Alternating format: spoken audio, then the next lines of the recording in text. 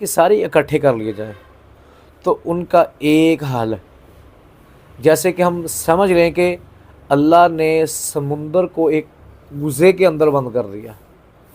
سارے وظیفوں کا سردار بھی سے کہا جا سکتا ہے تو کوئی شک شبہات نہیں ہے. تو اس وظیفے کو کرنے سے پہلے ہم نے اس چیز کو نوٹ کرنا ہے کہ ہمارا کھانا، ہمارا پینا، ہمارا اٹھنا، ہمارا بیٹھنا سنت کے مطابق ہو، حقوق العباد کا خیال کیا جائے.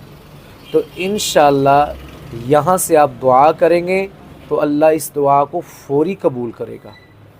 ان باتوں کا خاص خیال کیا جائے کہ کوئی ایسا حرام کا لقمہ، کوئی 2 نمبری والا ایسا فراڈ والا کام نہ ہم نے کیا ہو، نہ کرنا ہے جس سے ہماری دعائیں قبول نہ ہوں. یہ وظیفہ کرنے سے پہلے آپ نے اس کی تھوڑی سی تفسیر جان لیں.